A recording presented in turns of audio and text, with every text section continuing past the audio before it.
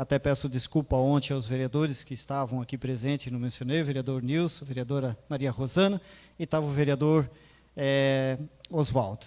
E também agradeço a presença de todos vocês. Aqui o doutor Vinícius, vindo lá de Florianópolis, para fazer a nossa palestra e nos dar mais orientações. Doutor Vinícius, seja muito bem-vindo e fique com Deus e entrego o microfone para você. Fique à vontade.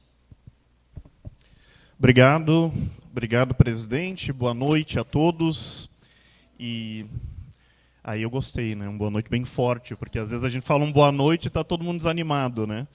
Ainda mais para ouvir falar advogado, né? Porque para ouvir falar advogado sempre é meio complicado, né? A gente tem algum colega advogado aqui?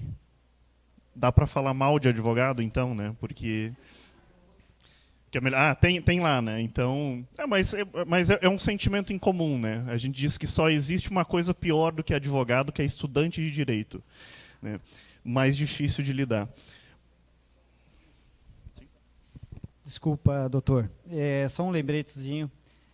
Toda a palestra que a gente tem, ela está sendo gravada. Segunda-feira, semana que vem, a gente já vai estar no site da Câmara, tá? Então, caso não precisem se preocupar em bater as fotos, slide, todo o trabalho depois vai estar exposto para vocês, tá? Obrigado, desculpa. Imagina, essencial falar sobre isso. Mas, pessoal, eu primeiro agradeço o convite, né? Gostaria de agradecer o convite do presidente, da Câmara de Vereadores em si. Acho que é muito importante destacar a importância desse tipo de iniciativa, e é o que a gente conversava agora no início, né, logo que eu cheguei e conversávamos sobre o evento, o quanto esse tipo de evento, esse tipo de conversa, de diálogo, evitaria muitos problemas, muitas frustrações as quais, inclusive, nós vamos debater hoje, né? Vamos falar sobre elas. Mas é muito importante entender o papel do legislativo, entender as dificuldades, as coisas que são enfrentadas dentro do mandato. A gente tem vereadores aqui acompanhando que têm experiência nisso, que muitas vezes enfrentam exatamente esses desafios, e ajudar a construir um poder legislativo mais forte, mais atuante, dentro das suas competências, que também é um dos pontos dos quais nós vamos discutir hoje à noite. Bom, é importante pensar nisso, né, para começar, antes da gente adentrar exatamente no tema, sobre isso também a gente comentava, mas isso inclusive, comumente objeto de conversa entre amigos, entre advogados, entre pessoas que trabalham com a administração pública, como eu trabalho há algum tempo.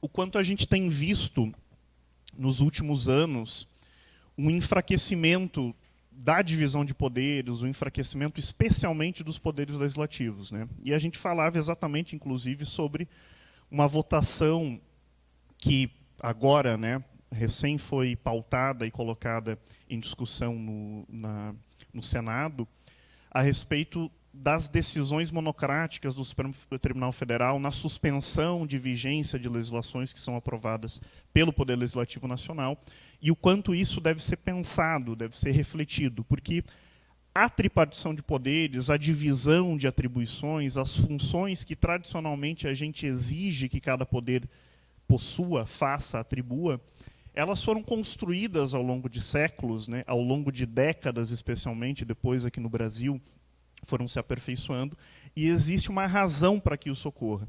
E eu falo disso também porque isso também é objeto da nossa conversa. E teve um momento, e até um momento que deveria ter feito antes, mas tive essa tensão de fazermos isso, foi de verificar o que a doutora Franciele ontem conversou com vocês, né, para quem esteve aqui ontem à noite, e ela iniciou esse nosso diálogo. Muitas das coisas, dos temas, eles são convergentes, né? Então, houve a necessidade de fazer também, e houve essa preocupação para a gente não repetir aqueles temas, mas coisas que que falarei hoje são coisas relacionadas ao que foi falado ontem também.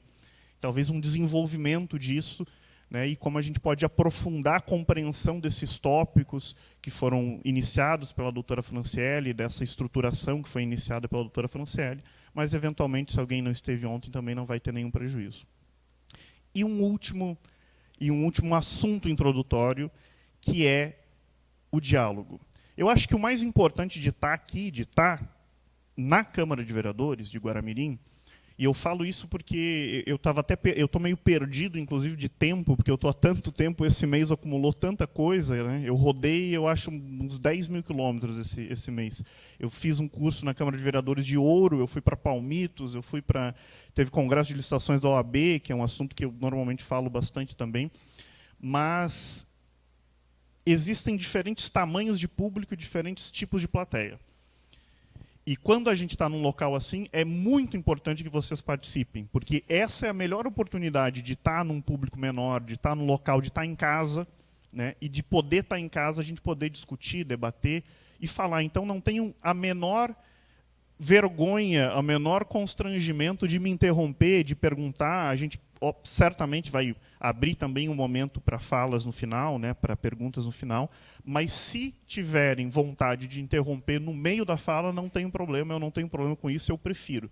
Porque a forma como a gente não perde o assunto, pega o gancho, desenvolve o ponto, então é mais ou menos, são essas as falas iniciais.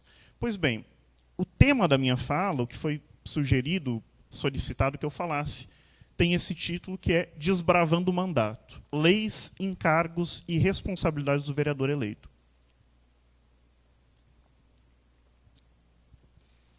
E eu vou fazer uma breve apresentação, né, porque alguns me conhecem, alguns poucos, outros não.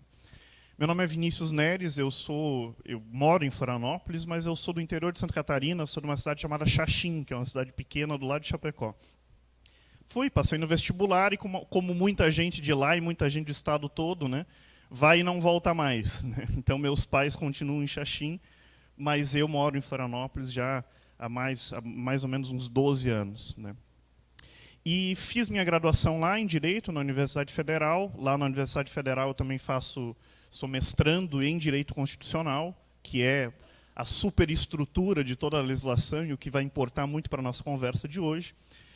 Fui consultor jurídico da Federação Catarinense de Municípios por 5 anos. Na FECAM eu fui coordenador do colegiado de procuradores do Estado de Santa Catarina e advogados públicos por 2 anos.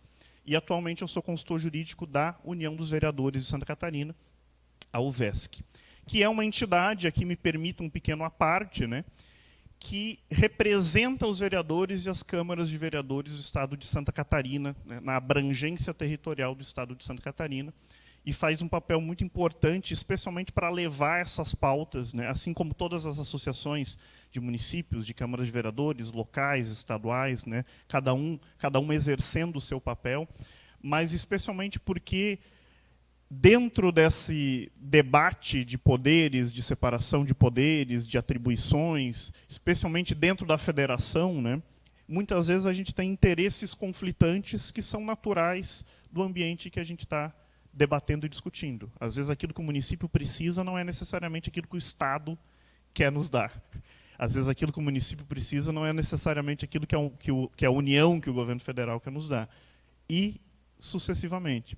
Então, essas entidades elas fazem esse papel de dar, porque, né, o que é uma prefeitura, e não digo especificamente Guaramirim, mesmo de uma capital, mesmo de uma cidade grande, frente a uma estrutura de governo do Estado ou frente ao governo federal. Então, é justamente essas entidades associativas que conseguem se posicionar e defender esses interesses que são coletivos de todos os vereadores, todas as câmaras, todos os municípios, enfim, e assim por diante. E essa é mais ou menos um resumo da minha história. O que a gente aprendeu ontem e o que a gente vai aprender hoje? Como é que as coisas se conectam? Como é que os assuntos estão relacionados?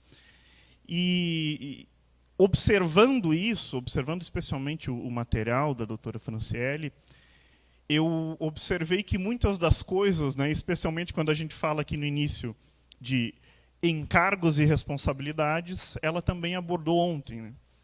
Então, nosso objetivo é abordar isso de uma maneira específica, diferente, mas me deu a oportunidade de um negócio mais interessante ainda, para mim, pelo menos, né? O que eu acho mais interessante, e que talvez seja uma das principais dúvidas dos próprios vereadores eleitos, dúvida de quem quer ser um vereador, que é um dos nossos públicos aqui, né, de interesse dessa fala, que é a lei. A doutora Franciele já abordou o que é a lei, um conceito de lei. Mas lei é o papel fundamental do legislativo e há uma alta complexidade no processo legislativo. E isso é que, naturalmente, às vezes frustra mesmo os vereadores que iniciam um mandato, que não têm esse contato inicial, porque, bom, eu vou legislar, eu vou escrever uma lei, eu vou redigir uma lei. Mas que tipo de lei eu posso redigir? Que matéria eu posso legislar? Sobre o quê, até que ponto, o que eu posso fazer, eu posso atender aquela necessidade da minha comunidade, eu posso atender aquele pedido do meu eleitor, de que forma eu posso contribuir para a minha comunidade, e nem sempre funciona do jeito que a gente esperava que fosse quando não tem esse contato prévio. Então eu gostaria hoje de focar nisso, tá? Focar na lei, naquilo que é mais puro, mais essencial dentro da atividade do vereador, dentro deste desbravando o mandato dos vereadores quando assumem as suas funções. E aqui, bom, esse slide eu roubei dela, né? Eu peguei do material dela justamente para a gente se situar. Eu suo muito na testa, então começa a escorrer. Assim. Daqui a pouco, se eu estiver molhado, se eu não resbalar no próximo... Opa, está tudo certo. A doutora Franciele falou ontem que o legislativo tem basicamente essas 4 funções principais reconhecidas. Né? 2 delas são funções típicas e 2 funções atípicas. A função de legislar e fiscalizar são funções típicas, são funções que estão na Constituição Federal, são funções que estão na lei orgânica do município, que estão nas leis, e as funções de administrar e julgar, funções típicas, aliás, que são naturais da atividade do vereador, e as funções atípicas são aquelas que também pertencem ao vereador, mas não necessariamente se relacionam àquela função inicial, aquela função que é dita nessa estrutura de separação de poderes. Todo o poder, isso é importante entender, todo poder tem função típica e atípica. Então, a gente sempre vai, em determinados momentos, ter áreas cinzentas a respeito disso. O executivo legisla também, quando, por exemplo, escreve um decreto que regulamenta uma lei que já foi aprovada pelo legislativo. O próprio judiciário legisla, aliás, ultimamente tem legislado mais do que julgado, né, a nível de estrutura, de superestrutura. Mas, falando de legislar no sentido mais puro, ele também tem as suas regras internas. O judiciário tem o seu regimento interno, o judiciário tem as suas normativas internas, o judiciário tem as suas resoluções, que são aplicadas e influenciam no nosso dia a dia. Quando a gente vai num cartório, por exemplo, reconhecer firma, quando a gente vai no cartório fazer a transferência de um imóvel, averbar uma matrícula, averbar uma escritura, elaborar uma escritura, como fazer uma escritura, como fazer a averbação da escritura, como fazer um reconhecimento de firma, é a aplicação de uma regra editada pelo Poder Judiciário. Uma regra de resolução da Corregedoria de Justiça do Poder Judiciário que regulamenta essa atribuição. Então, isso é importante entender também. Todo o poder tem dentro de si as 3 funções, mas a função que tem que predominar é aquela que é natural do seu poder, né? Então, para o legislativo vai julgar em uma CPI, como ela abordou ontem, vai administrar, presidente da Câmara especialmente, vai executar, né, como poder constituído, vai contratar servidor público, vai fazer licitação, vai fazer administração de bem, de patrimônio, e vai também legislar. Mas a legislação é a função típica. Então, vamos desbravar isso, que é o objetivo da nossa conversa.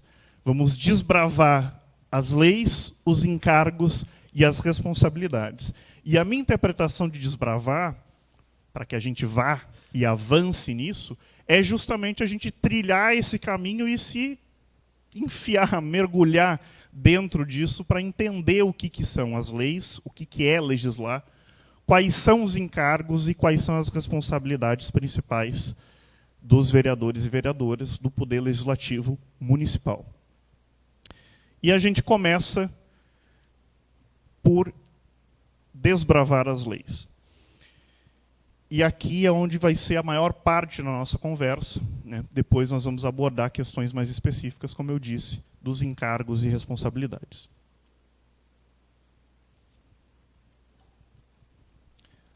A principal discussão do Legislativo é sempre sobre competência. Tá? Isso é importante, no processo de elaborar uma lei.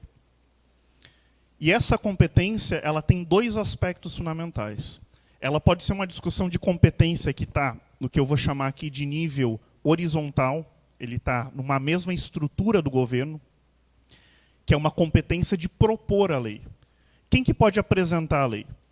Quem que pode escrever ela e submeter à Câmara, ao plenário da Câmara, para que ela seja discutida, para que ela seja votada, para que ela seja aprovada ou rejeitada? Pode ser tanto o vereador, um conjunto de vereadores, ou pode ser o prefeito. Ambos estão em um mesmo nível dentro do município, constituem poderes distintos, mas cada um deles tem atribuições diferentes. Isso a gente vai chamar de competência de iniciativa.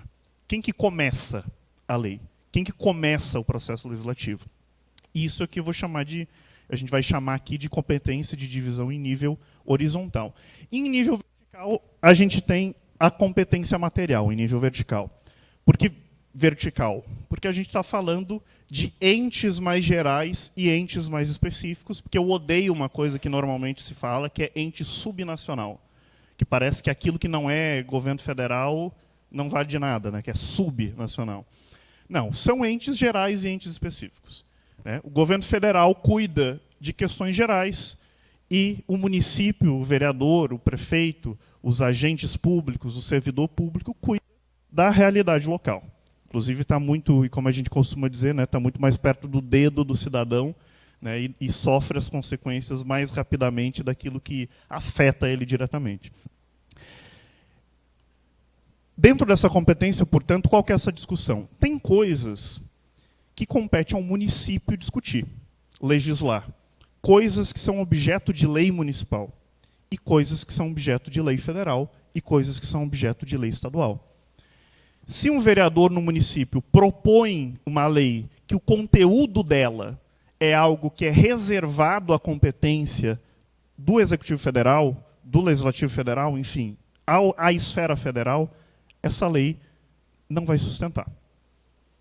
Então, esta lei não poderá ser aplicada porque ela vai ser inconstitucional, basicamente. Toda questão de competência é uma questão de constitucionalidade, no fim das contas. A análise de constitucionalidade, a análise, inclusive, que às vezes a gente faz, e esta análise de constitucionalidade, às vezes a gente perde, porque a gente vê a discussão de uma lei constitucional ou inconstitucional lá em nível de Supremo Tribunal Federal, mas essa análise vai acontecer, em regra, aqui em Santa Catarina, aqui no Tribunal de Justiça de Santa Catarina.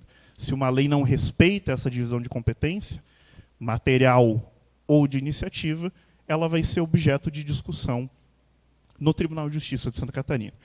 Vinícius, acontece muito? Muito. Muito. Quando eu digo muito, não é, obviamente não é pouco, né? Porque é o contrário de pouco, é o contrário de muito.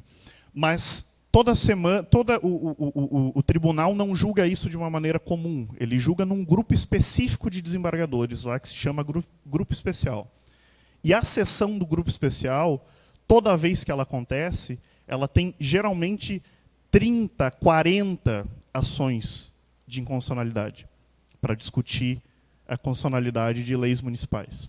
Então, vocês vejam que isso acontece bastante. E isso, lá na UVESC, quando eu recebo pedido de câmaras de vereadores, é também o principal ponto de discussão. Eu posso fazer isso? O município pode legislar sobre isso? Eu estou invadindo competência de alguém? Eu, vereador, posso pedir isso? Posso fazer isso por iniciativa própria ou só o prefeito pode apresentar esse projeto de lei? Essa é, talvez, o principal desafio do processo legislativo. E por isso que eu gostaria de adentrar isso, porque não basta dizer que, claro, isso é importante dentro de uma estrutura, dizer é papel do vereador apresentar projeto de lei. É papel do vereador votar projeto de lei. Mas não é tão simples assim. A gente precisa trilhar, a gente precisa desbravar justamente esse processo legislativo.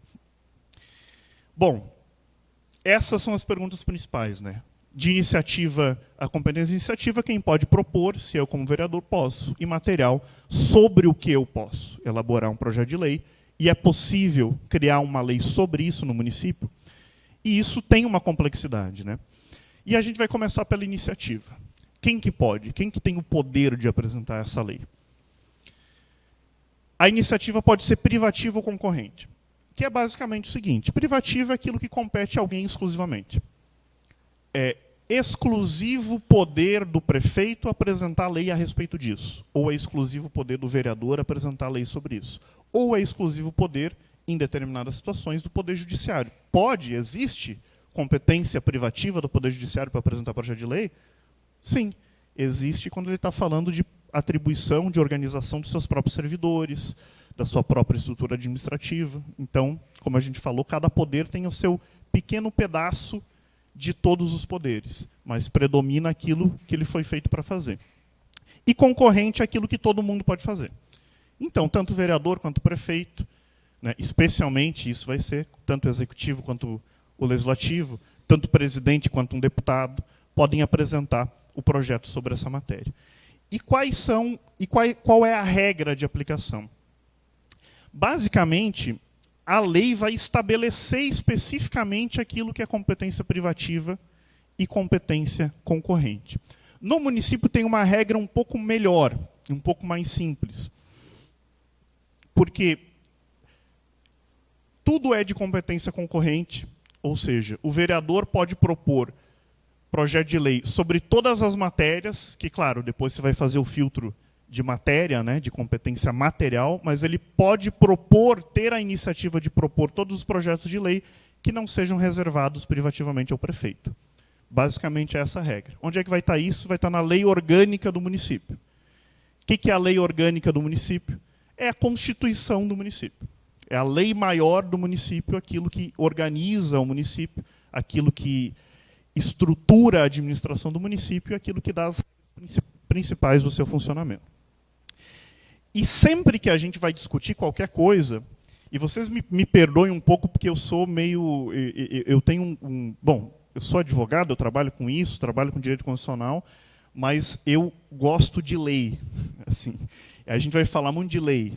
Claro que eu não vou ler lei aqui, mas eu sou muito, muito, muito restritivo a você tentar organizar algo que justamente o nosso debate é a interpretação, né? Meu papel, a minha função, inclusive, né, o judiciário e o advogado só existe porque a gente não consegue se entender o que está escrito, basicamente. Mas a gente precisa pegar o que está escrito justamente para começar o debate. Então, vocês vão ver que praticamente todo o material, eu não sei depois se... É bom que isso vai estar gravado, né, presidente? Porque o material em si vai ter praticamente só citação de lei. A conversa vai ser conduzida a partir disso, mas já adianto desde então. E outra coisa que eu queria ter a habilidade de fazer uma coisa mais bonitinha, mais colorida, né? Eu só consigo jogar a escrita aqui, porque esse fundo aqui veio pronto, né? Não fui eu que fiz, para ficar um pouco mais bonito, mas o conteúdo fui eu que organizei. Então, mas voltando ao que eu estava dizendo, sempre que a gente pensa a estrutura do município, a gente tem que pensar que estes três entes, essas três esferas, federal, estadual e municipal, eles são um espelho entre si. Então, se você tem alguma dúvida de como o município deve funcionar, de qual é a competência, qual a estrutura, qual é a atribuição, você sempre pode olhar para a Constituição e ver. O prefeito tem atribuições e poderes semelhantes ao presidente da República, assim como o governador, respeitadas as suas características específicas. E sempre vai ser assim. Se você tem ideia, por exemplo, eu quero alterar a lei orgânica do município, eu quero alterar a Constituição do município, então, portanto. O que eu posso alterar? Você não pode escrever nada que seja diferente do que esteja na Constituição, porque ela sempre guarda essa similaridade. Você não pode contrariar aquilo que está em cima, e em muitos casos, e aí não vai dar para a gente exemplificar todos eles, você não pode nem escrever diferente mesmo, você tem que reproduzir integralmente aquela regra, né? Especialmente com regras de organização administrativa, coisas de servidores, enfim, né? E assim por diante. Mas por isso a gente começa pela Constituição e vai para a regra do município. E a Constituição, lá no artigo 61, vai dizer da iniciativa das leis complementares e ordinárias, as leis, essa diferença a doutora Franciele falou ontem, né, de lei ordinária e lei complementar, e que cabe a qualquer membro de comissão da Câmara dos Deputados, Senado Federal, ou seja, por consequência, qualquer membro da Câmara de Vereadores ou comissão da Câmara de Vereadores, por consequência, para iniciar o processo de lei. E aqui ele mesmo cita aquilo que eu estava falando antes, né? Compete, inclusive, ao Presidente da República, ao Supremo Tribunal Federal, em alguns casos, aos tribunais superiores, naquela sua organização interna, ao Procurador-Geral da República, que é o chefe do Ministério Público, né, de todo, quando a gente vê o Procurador-Geral da República, né, o Augusto Aras, o Gurgel, antes, enfim, né, eles são o chefe do Ministério Público, inclusive dos estaduais, né. Todo o Ministério Público é um grande órgão que é chefiado, né, apesar das suas independências e autonomias, pelo Procurador-Geral da República. E aos cidadãos. Né, e isso eu acho que também, se a gente não sabe, pelo menos já ouviu falar, né, que é o projeto de lei de iniciativa popular. Isso também pode acontecer. Isso acontece em nível federal e pode acontecer no município também. Um dos mais famosos e mais recentes é a Lei da Ficha Limpa, por exemplo. A Lei da Ficha Limpa foi um projeto de iniciativa popular. Você recolhe as assinaturas da população numa regra específica, que a gente vai falar disso rapidamente, porque o nosso foco é legislativo, e isso pode iniciar o processo legislativo também. Tá? Mas aí eu cito um cara aqui, que é a única citação de livro que eu também não gosto de citar autor de direito, porque é uma coisa muito específica, mas tem um cara específico que se chama Eli Lopes Meirelles. É o maior vendedor de livro morto, não psicografado, né, não oficialmente psicografado, mas o maior vendedor de livro morto do Brasil, eu acho, porque do direito, pelo menos, com certeza. Todo ano sai um livro do Eli, ele morreu há 20 anos. Mas todo ano sai o livro dele. Porque o livro dele é muito bem feito.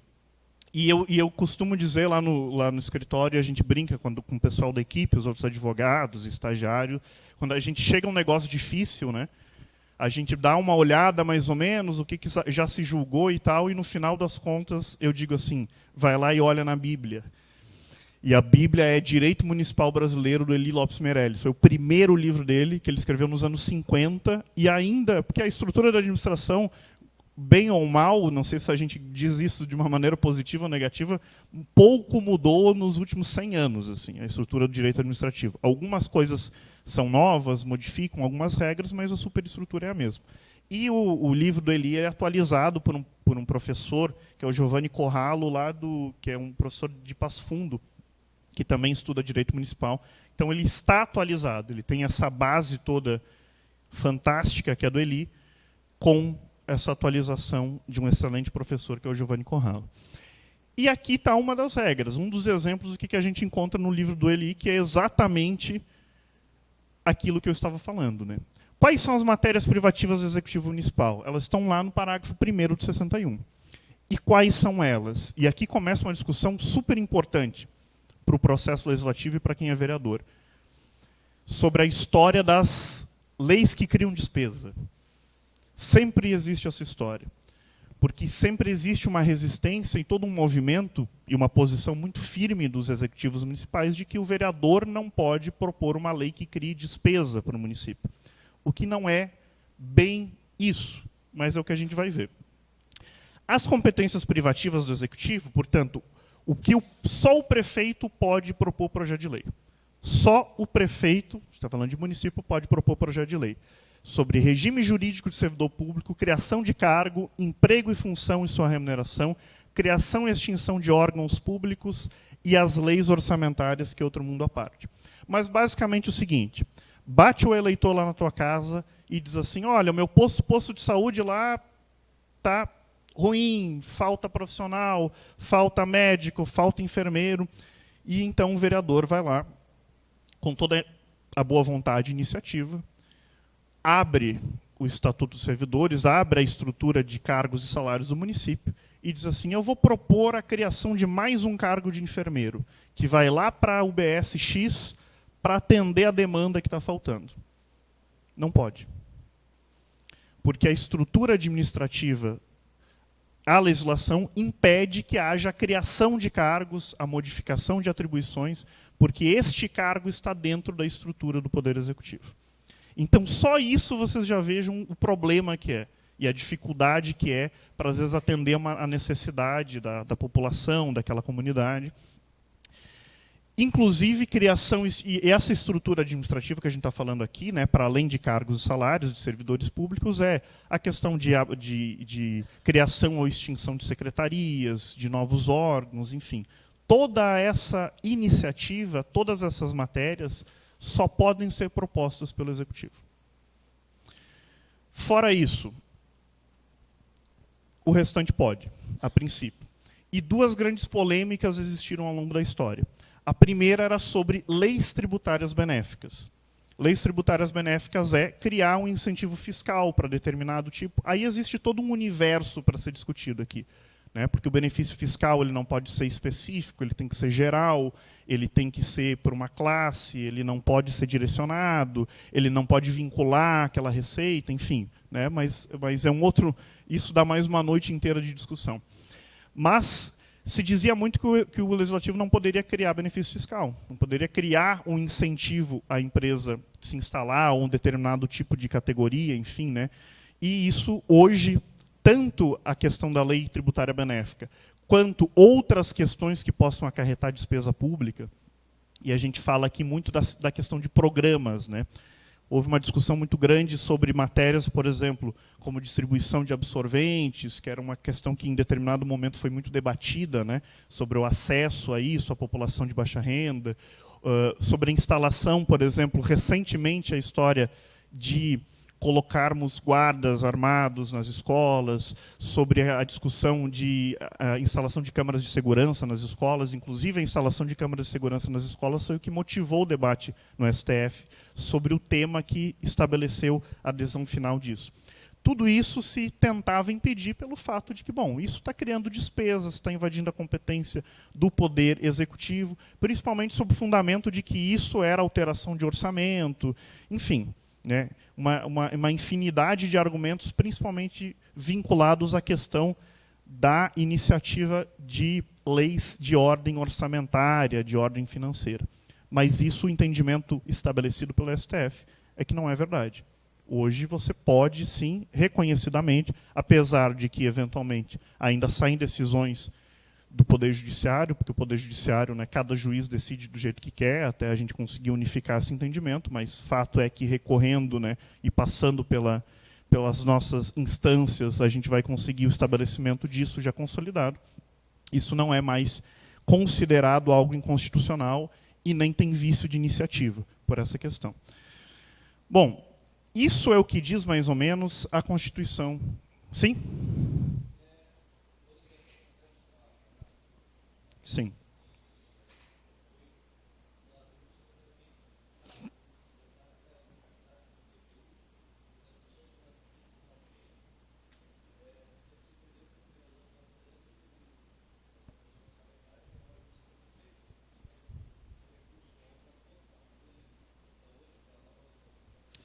É que existem duas coisas que estão relacionadas.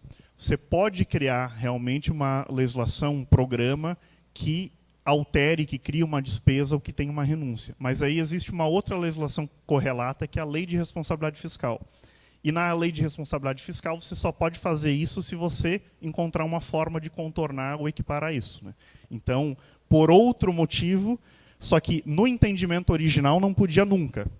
No atual entendimento você pode, desde que isso você demonstre de onde vem a receita, quando você cria a despesa, né? De qual a dotação orçamentária eu vou tirar, de qual previsão orçamentária eu vou tirar. E quando há renúncia, como eu vou compensar isso, né? E aí isso é uma legislação que não é constitucional, mas uma legislação lá, que é a Lei Complementar 101, que estabelece essa necessidade de existir essa compensação de ordem contábil, né, para o município. Alguma coisa mais? Então vamos seguir. Isso é o que dispõe a Constituição, a gente não vai se atentar muito, porque seria uma seleção, mais ou menos, do que é semelhante ao Poder Executivo, que é justamente aquilo que a gente já viu. De toda forma, né, outras disposições aqui, porque isso no parágrafo 1º, artigo 2º do 61, aliás, no parágrafo 1º, inciso 2º do artigo 61 da Constituição, a gente está falando de presidente. Então, muita coisa ali, por exemplo, B ou D, são sobre forças armadas, enfim, que não se aplica ao município. Então, melhor a gente ir, depois a gente vai verificar isso em nível municipal.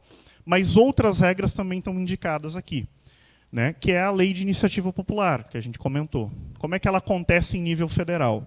Né? Ela acontece com, no mínimo, 1% do eleitorado nacional. Então, tenho ideia da quantidade de gente que você precisa para assinar esse projeto. Distribuídos em pelo menos 5 estados, com não menos de 0,3% dos eleitores em cada um deles. Como é que acontece no município? 1% do eleitorado municipal. A gente não vai ter essa regra estabelecida, mas isso poderia acontecer. 1% do eleitorado pode se reunir, juntar e propor um projeto de lei na Câmara de Vereadores. Claro que na prática, né, quem conhece lá os meandros do Congresso Nacional sabe que, para não conferir a assinatura de cada um, alguém adota o projeto, no fim das contas. Né? Porque senão ia ter que conferir CPF por CPF de 1% do eleitorado brasileiro.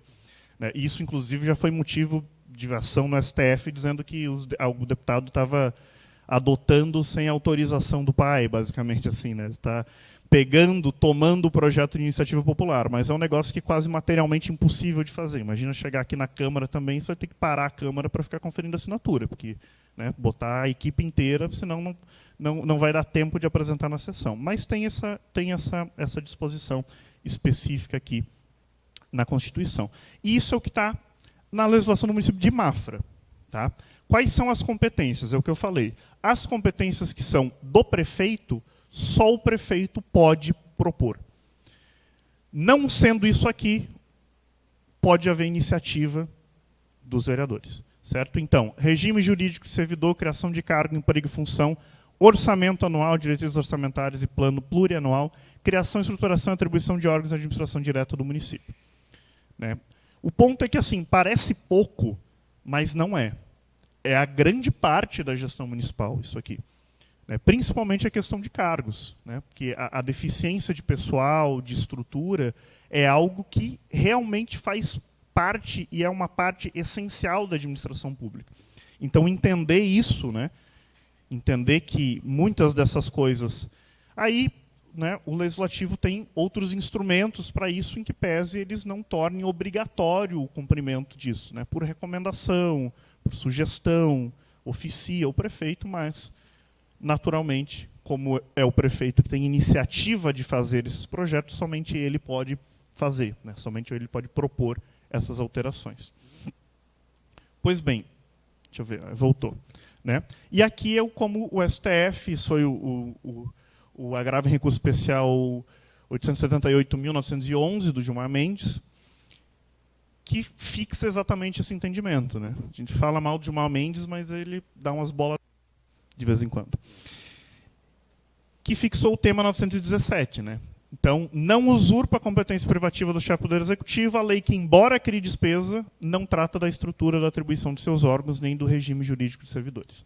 Então, esse é o entendimento fixado, consolidado. O tema é uma coisa que está todo mundo discutindo, tem um monte de ação, o Supremo junta tudo, afeta isso, a gente chama de afeta isso em repercussão geral, decide uma vez só e determina que seja aplicado a todos os casos do Brasil o mesmo entendimento. Então, esse é um tema.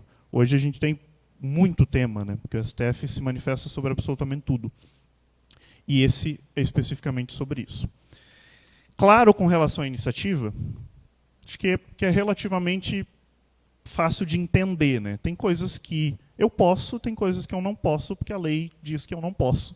Né? Por consequência, eu não posso me meter a apresentar um projeto de lei, por mais que queira, por mais que fosse importante, mas isso é a tal da separação de poderes, né? Isso é a tal da organização administrativa do Estado, né?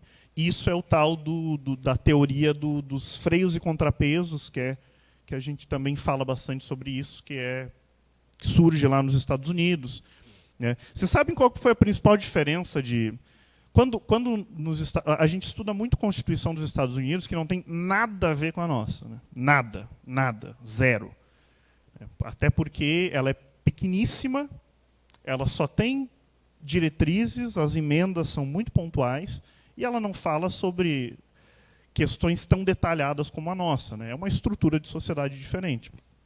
Mas tem uma coisa que é muito legal na história da Constituição dos Estados Unidos, que a gente usa até hoje, que é o seguinte: antes da Constituição ser promulgada, os autores da Constituição, né, que eles chamam de pais fundadores, né, eles começaram a publicar artigos nos jornais explicando por que cada decisão foi tomada. Então, você tem um artigo lá, Exército Nacional, porque tinha aquela discussão da federação, né? Eram os Estados Unidos, então cada estado tinha uma independência muito grande, né? E sendo Estados Unidos, um questionamento: cada estado pode ter o seu próprio exército ou vamos ter um exército em nível nacional? E aí eles discutiam isso em reuniões, chegavam à conclusão e publicavam um artigo explicando por que eles tomaram aquela decisão, né? E todos esses textos, né, se alguém, claro, que é uma coisa mais de leitura, mais técnica, mas todos esses textos foram reunidos depois, e você pode comprar isso na internet, é barato se tiver interesse, e se chama Os Papéis Federalistas, o nome dessa obra, desse livro, ou Os Federalistas, a depender da editora, né? Então, é um negócio muito interessante, porque se alguém tem curiosidade de aprofundar mais, porque ele vai dizendo lá, por que o exército tem que ser nacional e não local? Por que a separação de poderes assim? Por que tem certa iniciativa para isso ou para aquilo? Por que o executivo faz isso, o legislativo faz aquilo, né? Então, é só a título de curiosidade. Mas, sobre o outro ponto de vista da produção legislativa, a gente vai falar de competência material. O que é competência material? Matéria. A matéria é o conteúdo da lei. Então, não mais dentro de uma vamos dizer assim, de uma divisão, né, horizontal entre prefeito, vereador, mas uma divisão vertical, uma divisão entre União, Estado e município. Governo federal, governo estadual, governo municipal. Tem coisas que só o governo federal pode fazer. Leis que só o Congresso Nacional, só um deputado federal pode propor, ou só o presidente da República. Tem leis que só um deputado estadual e só um governador pode propor. Tem leis que só um vereador e só um prefeito pode propor. Isso é a competência material, é a matéria, o conteúdo dessa legislação. E o que acontece? Tem coisas que são comuns e concorrentes, né? Como a gente viu também a questão das competências, também são coisas que a gente vai ver qual que é a diferenciação específica com relação a isso. E aí também, de novo, vamos lá, Constituição Federal. Aí o artigo 30 dá uma misturada em tudo, então a gente precisa dar uma organizada. Ele traz essas primeiras duas coisas e aí parece que é a nossa tábua de salvação. Então, pode tudo, né? Porque compete aos municípios legislar sobre assunto de interesse local. Então, ufa, estou salvo. Qualquer coisa que eu quiser escrever, qualquer coisa que eu quiser legislar, eu posso. Não. E quais são os assuntos de interesse local? No mesmo artigo ele vai dizer, são os outros, que vem para frente, os próximos incisos. E, além de legislar, suplementar a legislação federal e estadual no que couber. O que é suplementar? Suplementar é escrever uma regra a mais específica do que a regra geral de um ente mais geral. Por exemplo, licitação. Lei de licitações. A lei de licitações é uma regra geral. Legislar sobre licitação é uma matéria de competência concorrente dos entes. O governo federal edita, propõe, a gente está, inclusive, entrando em vigor uma nova lei de licitação, né, obrigatória, que começa a viger obrigatoriamente, ela já está vigendo desde 2021, simultânea com a antiga, que é uma lei que tem um número péssimo, né, o número da lei de licitações é 8666. Né, então já começa, e a gente sempre brinca que uma foi numerada de 8666, né, para já a gente ficar, então, assim, uma coisa certa não é muito certa, né? Ela não é muito abençoada, não. E aí a segunda, a 14133, foi promulgada em 1º de abril, que é a próxima que entra em vigor, né? 1º de abril de 2021. Mas tudo bem, né? Pelo menos a gente continua podendo fazer piada da legislação. Mas, enfim, o que eu queria dizer a respeito disso? A 14133, como era a 8666, é uma lei geral, e especialmente a 14133, que é a nova lei de licitações, ela deixa para o ente, para o Estado, para o município, a liberdade de regulamentar, de criar normas específicas para o seu funcionamento interno, que era uma grande dificuldade que a gente tinha antigamente, né? Você pega uma lei que vai aplicar para o governo federal e vai aplicar para o município de Guaramirim, qual que é a diferença da estrutura do governo federal para o do município de Guaramirim? Total, absolutamente diferente. Absolutamente diferente. Então, como é que se aplica a mesma regra? Então, ela deu isso. Isso é suplementação. Suplementação é não escrever ao contrário, não contrariar aquilo que está em cima, mas poder criar regras mais específicas naquele ente que é mais específico. Bom, e aí vem as matérias, né? O que na verdade, o que é interesse local? Porque esse é o ponto de discussão, no fim das contas, né?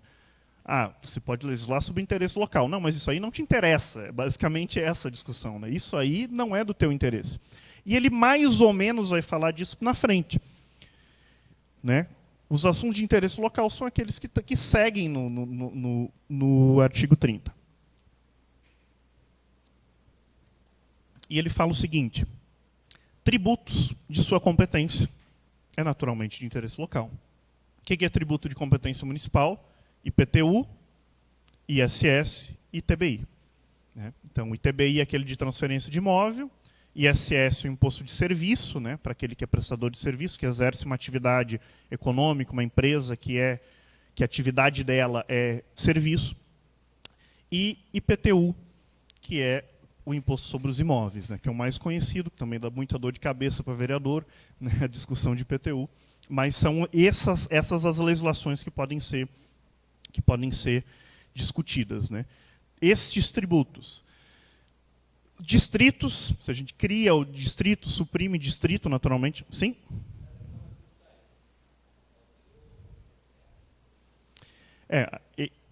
Tá nessa discussão gigante, né? Para tirar a atribuição por suprimir a existência de impostos que são municipais. Né? O ponto é que o seguinte, depois a gente vai ver na questão de competências. A competência do município é legislar sobre os tributos de sua competência. E a competência da União dizer quais são os tributos de competência do município. Aí, basicamente, a União tem competência para eliminar um imposto que seja de atribuição do município.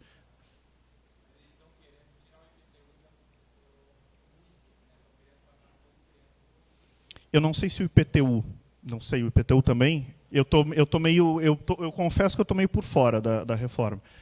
É.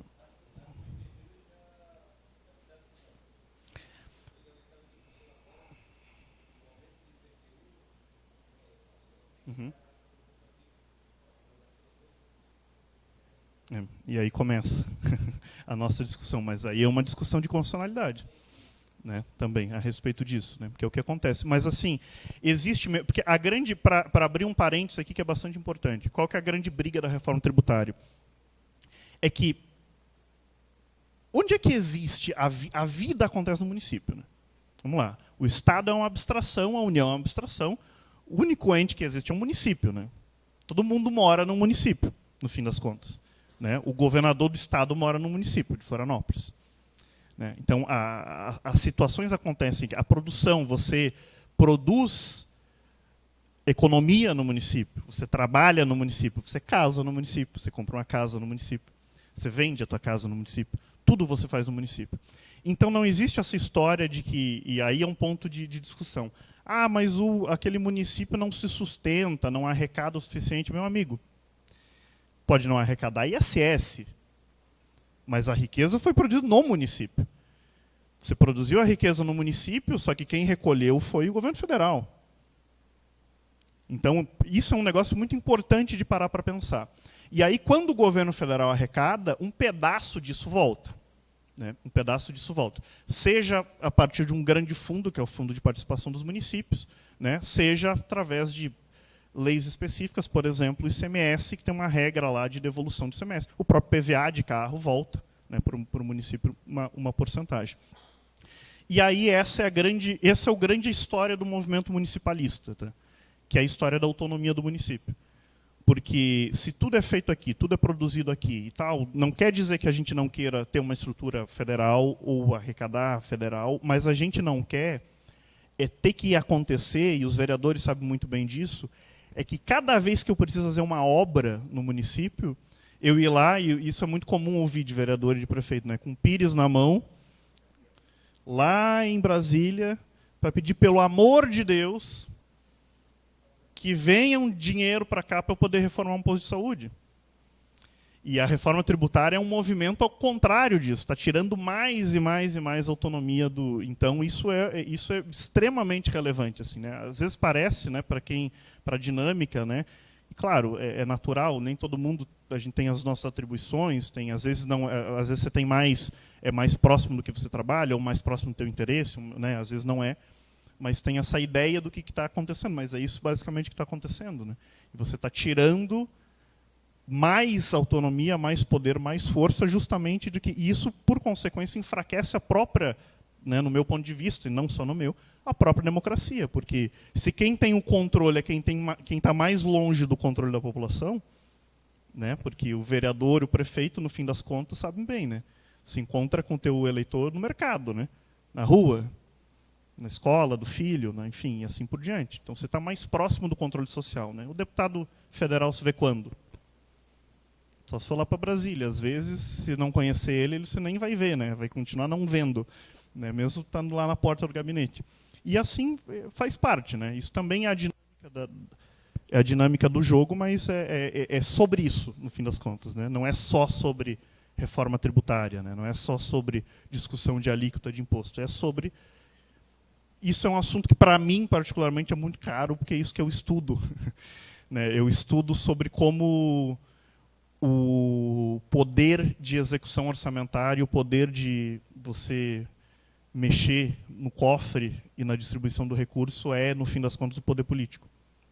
Sim, é sobre isso, mas aí é outro assunto para outras longas conversas. Mas, enfim, né, voltando às nossas questões. Tributos de sua competência, organização de distritos, serviços públicos de interesse local. Quais são os serviços públicos de interesse local? O que o município debate e discute? O que é de competência do município? Iluminação pública são 3 principais. Tá? Iluminação pública é de competência do município. Transporte coletivo, que está especificamente mencionado. Né? E, eu acho que aqui vocês já têm autarquia para isso, mas muito município não sabe, água e esgoto. Água e esgoto é de competência do município. Do município. E é por isso que são criadas as autarquias, as empresas públicas e tal. Aqui na região do Vale é muito mais comum, né? Mas em grande parte do estado as pessoas desconhecem porque tem um contrato com a Casan, porque a Casan vai operar, mas aquilo tem toda uma história por trás disso. Né? Se chama contrato de programa, é quando é uma coisa de tua competência que você joga para outro ente e tal, mas enfim, né? Sem entrar nesse detalhe. Mas isso é atribuição, então pode-se discutir, debater, propor projeto de lei sobre isso, sobre esses serviços públicos em específico. Né? Educação infantil e ensino fundamental são atribuições do município também. Então, não ensino superior, né? Sobre ensino superior não é competência material do município.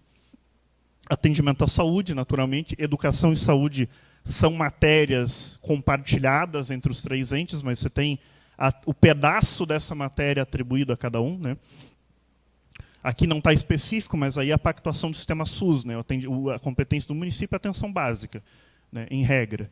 Você pode ter equipamentos de média e alta complexidade, mas aí são equipamentos que estão estruturados dentro de uma dinâmica do sistema que, em tese, deveria ser de responsabilidade do Estado e do governo federal, mas, enfim, né? Às vezes o município é onde tudo é produzido, onde o recolhimento do imposto é tudo no governo federal e, no fim das contas, a atribuição sobra tudo para o município pagar. É basicamente esse o grande problema de sempre. Né? Que aí o governo federal, o Estado, o governo federal arrecada, e aí pedem para ter um hospital regional, uma instituição de longa permanência regional, o Estado diz não tem dinheiro, a União diz não tem dinheiro, o município vai lá e ainda tem que pagar também aquilo que é atribuição do governo do Estado e do governo federal. Mas, enfim. Planejamento, controle e uso do parcelamento e ocupação do solo urbano. Isso aqui é a questão de loteamento, zoneamento, né, construções, o plano diretor. Né? Inclusive, a própria questão, justamente dessa discussão, por muito tempo também se discutiu a iniciativa da lei do plano diretor. Se ela tem que ser, porque o plano diretor tem que ser atualizado, né, de 10 em 10 anos. E a iniciativa, o STF reconheceu, é concorrente. Se o prefeito não fez, o legislativo pode fazer. Então, isso é interessante também. Promoção do patrimônio, né, preservação do patrimônio histórico cultural local. Então, leis sobre, né, para reconhecer algo com importância histórica, patrimonial, artística do município, uma tradição, algo que seja assim relacionado ao reconhecido também é competência do município. Bom, e aí a gente vai para uma outra área. Eu sei que, enfim, né, eu fico até meio constrangido de ficar falando lei, mas, no fim das contas, é por isso que eu digo, né, você pega a lei, mas está ali. O que importa está ali. É sobre isso que a gente precisa falar. Vereador?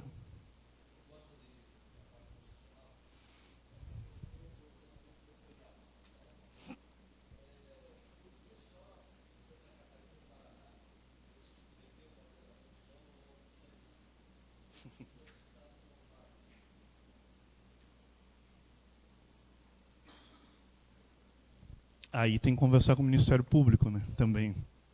O Ministério Público é outra coisa que dá para ficar mais uma noite inteira conversando. Né? O Ministério Público é o tal do, né, aquele sobre todos nós. Né? O poder não dito, mas que tem todas, se você pegar todas as atribuições de poder, o que define um poder, né? O que define ser um executivo, legislativo e judiciário, o Ministério Público tem todos. Todos. E nenhum poder que o controle. E esse é o problema. Assim. Certamente exerce um papel muito interessante, fundamental em muita coisa, mas tudo aquilo que sai sem controle, às vezes, passa dos limites. Né? E aí a gente tem essas características, e aí isso pode ser, né, tem que ser revisto, né, observado, enfim, mas realmente é um ponto para discussão também. Enfim, seguimos. Bom, se aquilo é do município, o que é privativo da União? Né? Então, esse é um ponto também muito objeto de questionamento, objeto de debate, e a gente discute, a gente briga e entra com ação, e às vezes a gente fala, né, sobre essa questão de competência. Né? O vereador quer fazer, o prefeito quer fazer, mas especialmente o vereador quer atender uma necessidade da sua comunidade, da sua população, do eleitor, do cidadão, e não consegue por quê? Porque a matéria é privativa da União. Então, só lá é que pode sair lei a respeito disso. Então, vamos passar de uma maneira mais, né, en passant, assim, né, mas comentando coisas, por exemplo, e exemplos de, especialmente nesses anos de UVESC que a gente vai vendo, ou debate legislativo que vai vendo, que se inserem aqui dentro desse problema da competência da União. Tá, então, bom, direito civil, comercial, penal, processual, eleitoral, agrário, marítimo, aeronáutico, espacial do trabalho. Já matou quase tudo aí, né, de uma vez só. Então, por exemplo, né, eu posso criar uma regra diferente de união civil dentro do município. Aqui no município de Guaramirim pode casar em 3. Se quiser, pode casar em 3. Não só em 2, pode casar em 3. Pode, não pode. Isso é direito civil, isso é matéria de direito de família. Isso é de competência reservada exclusiva da União para ser legislado em âmbito nacional. Né? E assim, comercial, penal. Vamos criar um crime em Guaramirim. Guaramirim vai ser crime. Vamos criminalizar o jogo do bicho em Guaramirim. Que o jogo do bicho não é crime, é contravenção penal, por exemplo. Né? Vamos criminalizar outra situação, enfim, né? Para não passar em nenhum exemplo. Não pode, porque a matéria penal é exclusiva da União. A gente não pode criar um crime específico nem num Estado, como, por exemplo, nos Estados Unidos pode. Né? A competência penal nos Estados Unidos é do Estado. Então, tem Estado que é crime, determinada conduta, tem Estado que não é. Tem Estado que é crime, por exemplo, fumar maconha, tem Estado que não é crime fumar maconha. Depende do Estado, tem a sua legislação a respeito dessa matéria. Né? Eles têm essa liberdade, o federalismo americano é construído a partir disso. Né?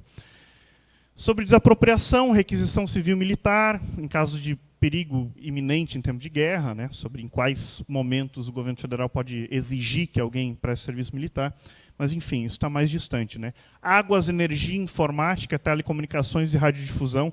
Águas, aqui a gente está falando de rio, lago, lagoa, né? Nesse sentido. E aí é uma questão mais de regulamentação, né? Por exemplo, de energia, informática, telecomunicações, a gente está falando daquelas regras de como, por exemplo, eu posso instalar uma antena, em que condições, como vai haver a concessão, enfim, né? São essas atribuições gerais.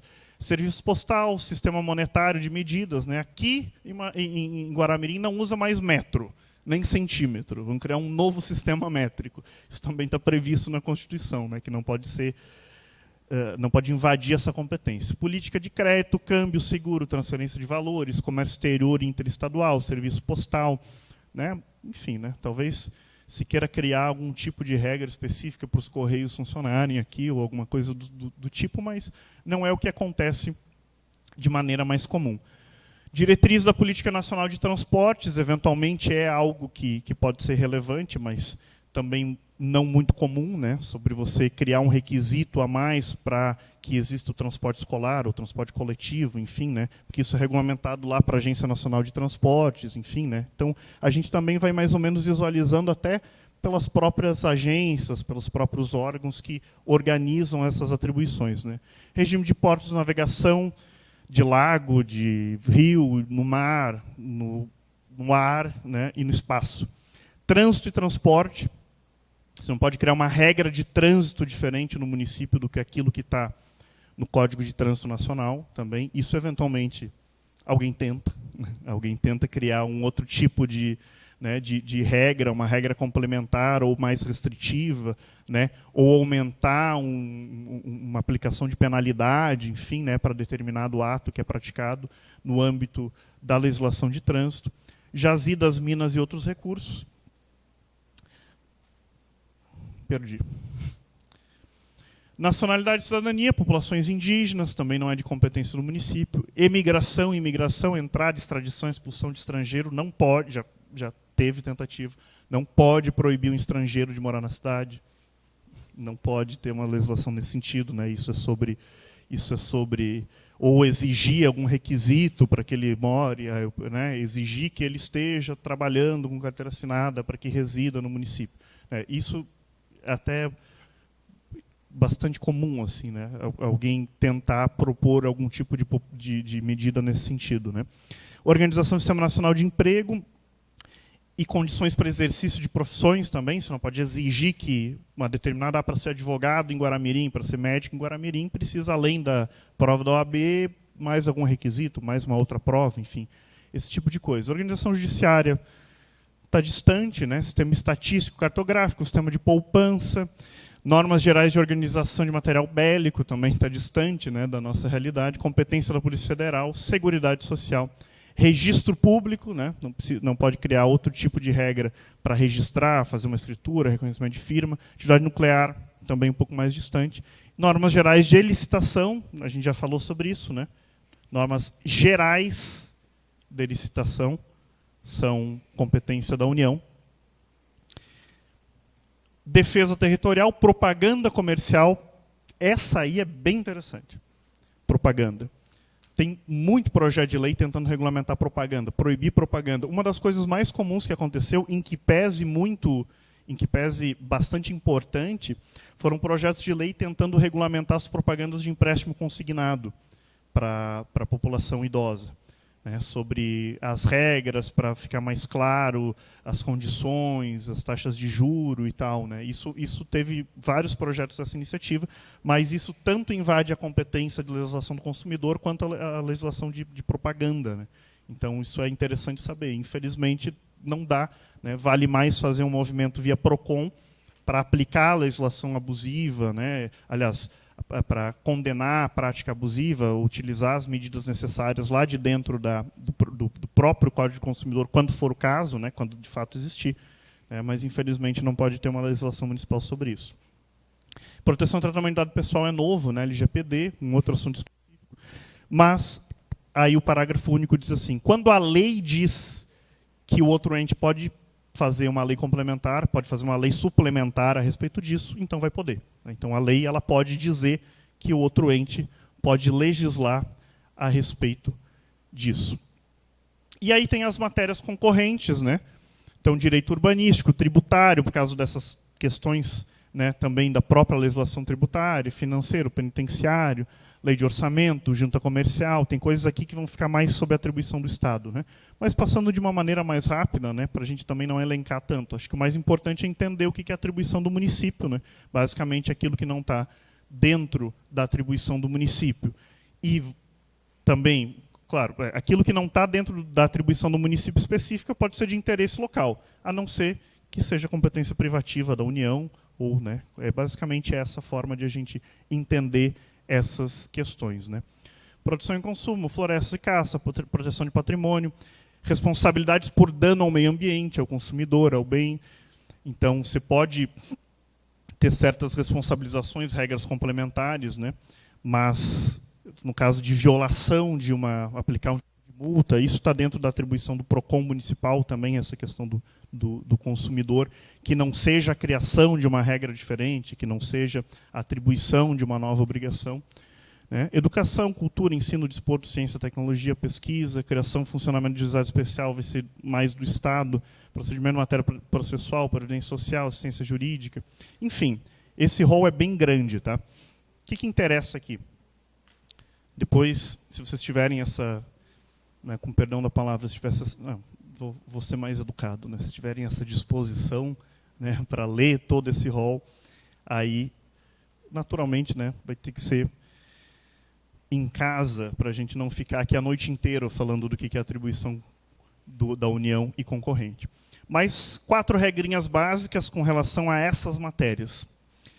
A União, quando é de competência concorrente, quando ele diz todo mundo legisla sobre isso todo mundo pode atribuir. A União vai sempre estabelecer regras gerais, tá? Então ela não vai esgotar aquele tema, e os estados e municípios vão complementar em ordem. Então, legislação geral federal, o Estado vai fazer a sua legislação complementar, suplementar, que normalmente esgota, quando isso acontece, normalmente o Estado esgota a regulamentação, sobra pouca coisa para o município, né? Mas, eventualmente, sobrando alguma matéria para ser regulamentada pelo município, ele também pode suplementar isso. Quando não tem lei federal sobre alguma coisa específica que está ali, hoje me parece que não tenha nada que não tenha lei federal dentro daquelas atribuições, o Estado podia criar uma lei geral e depois, quando o governo federal criasse a lei, derrubava a lei do Estado. Basicamente isso. Sim. Uhum.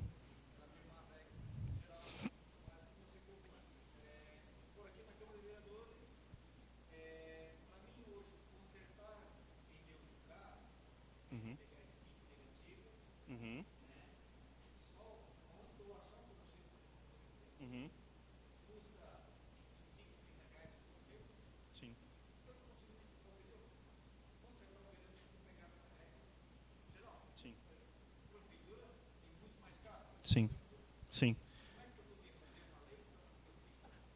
A nova lei dispensa habilitação para esse tipo de compra. Não precisa, não precisa de negativa. Já resolveu. Já está resolvido. Só precisa... Tem uma coisa que aí, para a gente entrar nesse assunto, tem uma coisa que não está na lei de licitação, que está no Código Tributário Nacional, que não tem como dispensar porque está no Código Tributário Nacional. O fornecedor não pode dever para o município. É a única coisa que, nesse caso de... A pergunta dele foi a seguinte, desculpa, porque eu só ouvi aqui, né? Falando sobre lei de licitação especificamente, né? Sobre a suplementação. Como a regra geral era do governo federal, às vezes num ente menor, a estrutura da Câmara de Vereadores é menor, tem dificuldade. E o que o presidente falou foi que, por exemplo, para fazer a contratação, para eu consertar um pneu que furou, eu preciso emitir as 5 negativas. Negativa de fiscal, né, enfim, trabalhista, Na 14133 tem dispensa dos requisitos de habilitação para a contratação direta quando é de entrega imediata. Então, isso tem especificação, a lei resolveu, vamos dizer assim. Né? Mas o que eu estava complementando a resposta é que existe uma regra do Código Tributário Nacional que uma negativa não dá para dispensar porque não está na lei de licitação, que é a do próprio município, que está contratando. Que aí o Código Tributário Nacional proíbe que você contrate, né, e aqui Câmara Executiva, tudo município, proíbe que você contrate se você com aquele que te deve, né? Basicamente, assim, para resumir a regra. Então isso não pode. Mas por exemplo, porque aí no caso a negativa de débito fiscal da sede e do município normalmente vai ser a mesma, né? Porque o borracheiro tem sede no município e o contratante é o município. Mas, né, em tese, poderia ter algum, vamos dizer assim, tem um fornecedor externo para a Câmara, não é muito comum, mas às vezes compra, né? Se é alguma coisa assim, normalmente você compra coisas de entrega imediata de quem está na cidade, né? Vai comprar uma coroa de flor para uma homenagem, vai comprar um coffee break, vai comprar, né? Então aí tem esse elemento em comum, assim, né? Olha que licitação eu tenho um curso de 8 horas, pelo menos, para falar, assim, sem parar, de ficar rouco. Mas vamos adiante, né?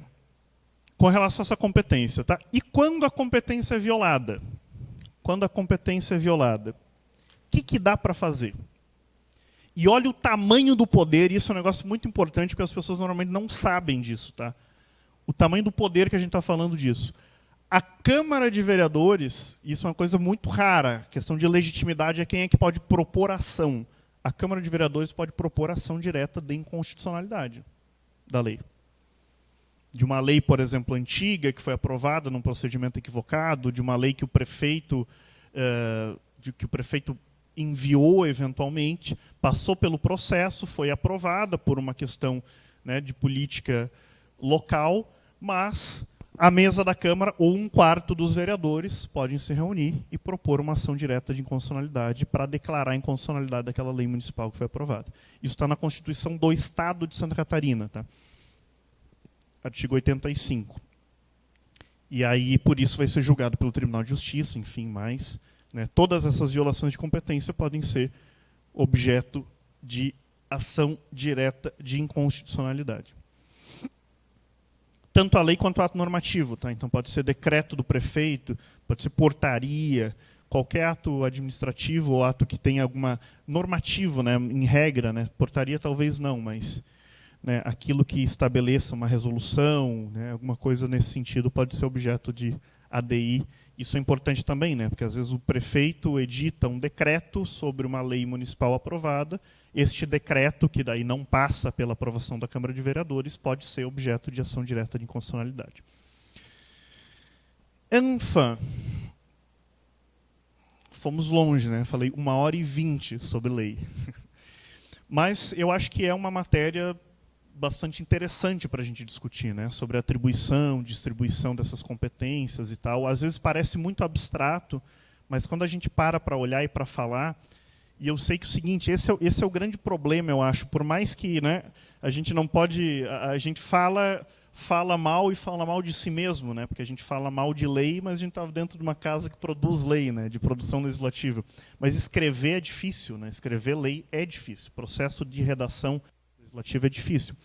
Mas porque tem toda uma história, né? A gente escreve desse jeito, nesse artigo, nesse tipo de artigo, de inciso, de alínea, de parágrafo, como é que se referencia, o que está relacionado a cada coisa. Mas a gente sabe que na prática, principalmente para a população, isso torna muito difícil compreender, né, algo que, na verdade, se você for parar para pensar, tudo isso aqui que eu falei em 1h20, a gente podia colocar numa tabela, né? Simplesmente colocar numa tabela, dizer, ó, isso aqui é atribuição daqui, aqui, isso cruza, isso aqui é competência material, isso aqui é competência de iniciativa, né? Mas a forma como está escrito na legislação e na própria Constituição dificulta até a compreensão disso, né? Mas espero, era meu objetivo, espero que tenha ficado mais ou menos claro, né, qual que é essa questão. Mas vamos para os próximos desbravamentos, né? Vamos desbravar os encargos e as responsabilidades. Como eu disse ontem, algumas dessas coisas, de maneira geral, a doutora Francelli falou ontem, né? Eu até solicitei um material para o pessoal da Câmara aqui para verificar, justamente para não ficar repetindo coisa que já foi tratado ontem. Mas tem algumas coisas que eu também queria pontuar mais especificamente. Aprofundar algumas coisas que ela não abordou naturalmente, porque o objetivo dela era fazer essa visão que ela deu, né, geral de ontem. E assim a gente possa discutir um pouco mais o detalhe disso, porque isso também é importante. Encargo, na minha concepção, e eu acho que me parece que seja claro, é o dever. Quando ela fala ontem, quando vocês forem lá e pegar o material da doutora Franciele e falar quais são os deveres do vereador, ela listou lá quais são os deveres que a lei estabelece, que, enfim, se espera dentro de várias legislações, e os encargos são os deveres, né? Aquilo que eu carrego, né, aquele encargo, é aquilo que eu tenho que fazer obrigatoriamente. 2 destes encargos, 2 desses deveres eu gostaria de destacar, porque são muito, muito, muito importantes, apesar de eu ter dado mais ou menos uma palhinha no meio do nossa conversa. São os encargos de votação de leis orçamentárias e de julgamento de contas do prefeito.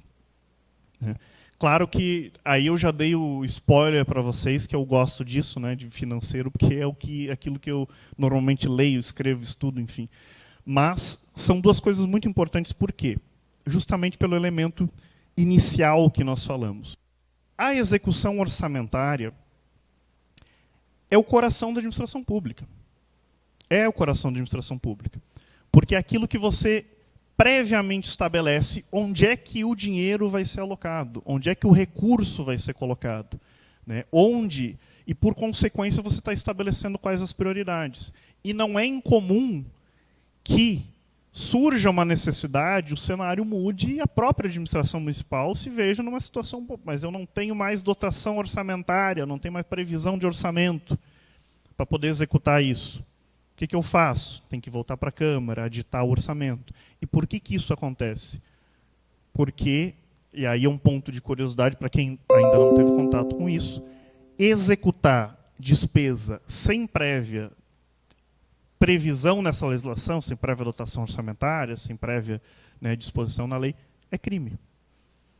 Existe um crime, inclusive, é uma das hipóteses de impeachment, mas é um crime a liquidação de despesa, a execução de despesa sem a previsão nessa lei. Então, isso aqui é o coração da administração, né? Isso aqui é o planejamento da administração. E isso exige uma responsabilidade muito grande também do Poder Legislativo de fazer essa análise, que é extremamente complexa, extremamente burocrática, tem códigos específicos, tem uma regra específica. Tem algum contador aqui? A contabilidade pública em si é completamente diferente da contabilidade privada, completamente diferente. Inclusive, já vi gente se colocar em graves problemas, porque teve um problema, porque tinha um contador do município, um contador da Câmara que foi embora, porque passou em outro concurso, se mudou e tal, e tentou suprir aquela necessidade imediata pegando um contador privado com toda a boa vontade, que destruiu, teve um município que foi destruído, assim, ó, destruído, por causa de uma história dessas aqui, que é da região do Planalto. A contadora, no caso, foi presa, né, aí é outra situação, porque ela pagava as contas de luz dela na conta do município. Parece mentira, mas não é. Pegou extrato da conta do município, tinha as prestações do carro, as prestações da casa, as contas de luz, né? Tava tudo lá, não podia nem negar, né? Pix pro marido, né? Aí foi preso. Não, pior é que foi o seguinte, aí vem a história né? Aí o Ministério Público fez um acordo, né? Nessas horas eles fazem um acordo. Você não vai mais roubar? Não vou. Jura? Juro, não vou mais. Então você pode ficar. Mas não pode roubar mais. Não posso. Roubou. Tirou. Aí ela, quando foi presa, falou o seguinte, que ela estava viciada já. Ela não conseguia sair da prefeitura sem tirar pelo menos um troquinho da conta do município. Falou exatamente isso. E aí, dentro da situação toda, mas o fato é que o seguinte, aconteceu isso. Né? Não é comum, claro, mas é mais comum acontecer isso que eu comentei. Né?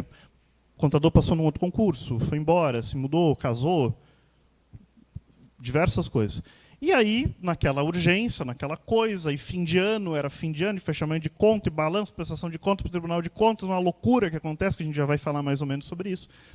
E aí contrata um contador, que era o contador do prefeito, lá, que ele tinha uma churrascaria, pegou o contador e tal, e aquilo assim, ó, ele demorou 3 meses, assim, 3 meses, o pobre do coitado, assim. Depois ele saiu e disse, pelo amor de Deus, eu não sei mais nem quando é dia, quando é noite aqui. e aí foi contratado na consultoria e eles demoraram 8 meses.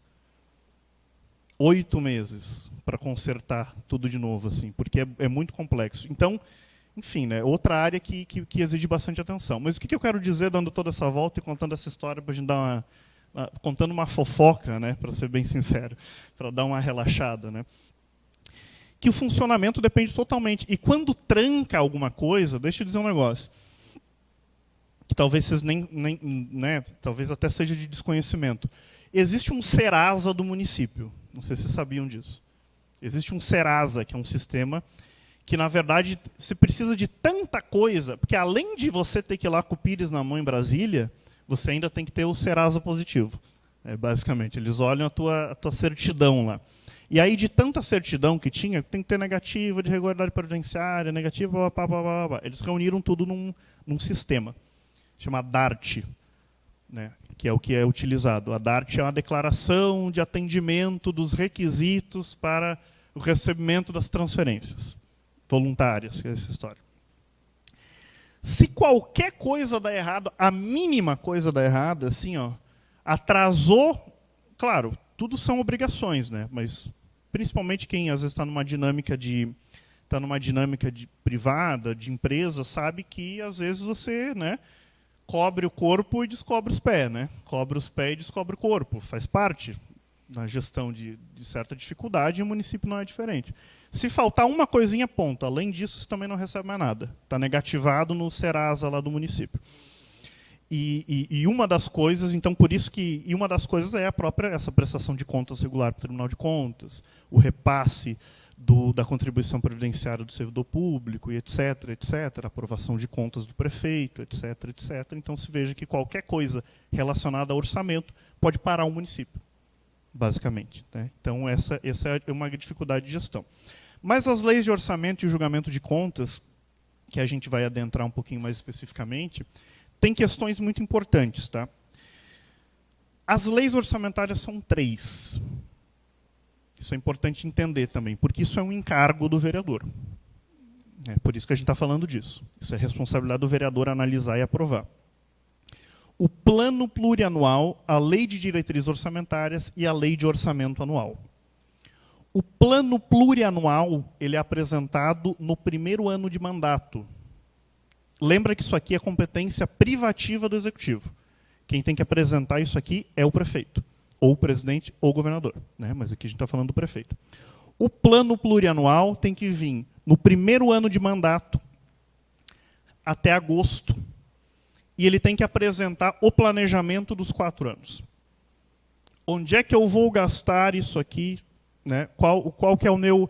É quase que em um mundo ideal, né? Porque a gente sabe que isso também tem uma dificuldade. Fazer isso é difícil, muito difícil. E é comum que se pegue, né? Pega o que já fazia e faz de novo, né? Se foi difícil o primeiro, agora a gente copia e vai jogando para frente, porque é realmente um negócio complicado de articular, mas é importante. Você tem o planejamento dos 4 anos para frente, né? Então, basicamente do mandato. Mesmo que você apresente depois de iniciar o mandato, né? Ele vai contemplar esses 4 anos. A LDO, ela vai dar as diretrizes... Sim? Sim.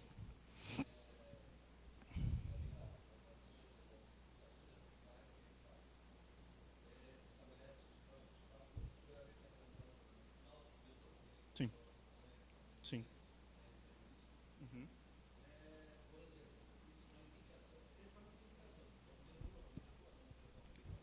Sim. Principalmente naquilo que é competência do prefeito, né? Você não pode propor a lei e indica para o prefeito fazer. Exatamente.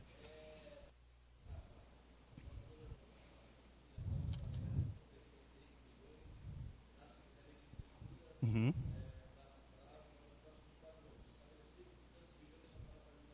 Uhum.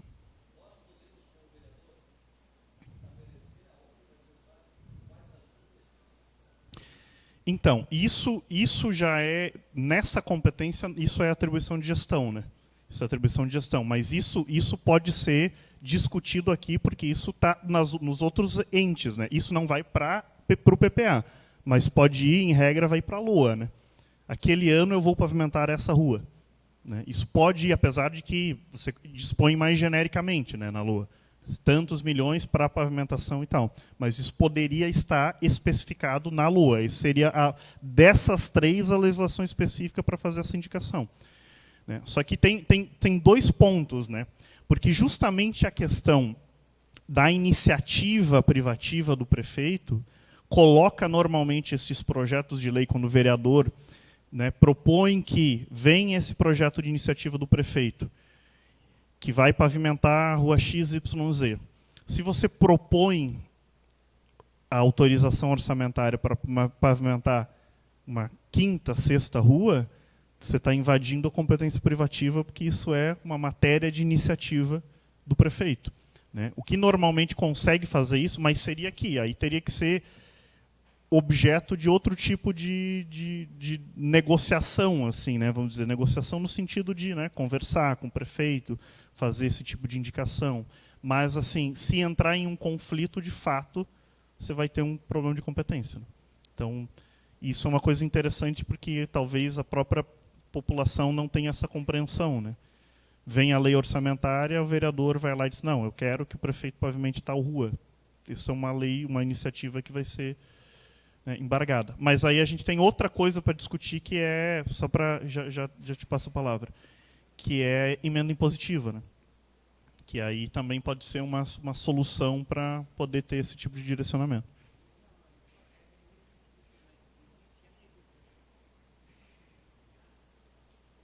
Não, você pode ter a conversa, mas isso faz parte do ambiente, aí a gente não está mais falando do direito, né? Do ambiente do cenário político. Né? Né, se o prefeito pode, eu sugiro que seja aqui e tal, mas a iniciativa formalmente tem que vir do prefeito daí para mudar isso, modificar.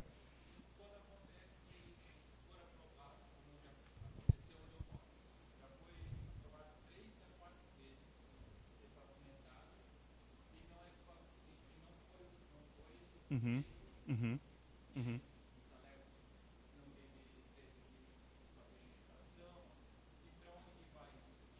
Porque tem um negócio que é importante. Isso é uma excelente pergunta. A pergunta dele foi, e quando está previsto na lei orçamentária, está previsto no planejamento e não executa?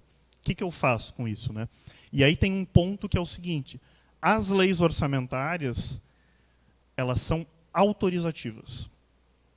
Elas não são impositivas. Ou seja, quando você aprova a lei orçamentária, o prefeito está pedindo autorização e recebendo para realizar aquela obra, para destinar o recurso àquela obra. Mas ele não é obrigado a fazer, até porque tem outro ponto aqui, que é a questão de orçamento e execução orçamentária, que são coisas diferentes. Né? Que é a mesma coisa que, por exemplo, eu planejo aqui no meu ano que a minha vida vai ser assim, que eu vou gastar nisso, que eu vou gastar aquilo e tal, e posso perder o emprego, ou posso... Na empresa talvez fique mais claro, né? Eu posso não vender tanto quanto eu vendo, posso não prestar tanto serviço quanto eu presto. Então, aquele orçamento que eu estimei, eu posso não arrecadar. Isso pode acontecer com o município também. Eu posso prever um orçamento de 50 milhões e no final do ano ter arrecadado 35, por X, Y, Z. Né? Motivos. Né? Então, isso também atrapalha a execução orçamentária. E a discussão de execução orçamentária, isso aí, de fato, vai estar dentro da atribuição do Executivo Municipal. Tá? Compete ao Executivo faz parte da gestão, isso é a atribuição dele. Daí é a competência de gestão que a gente está falando, né? Não legislativo.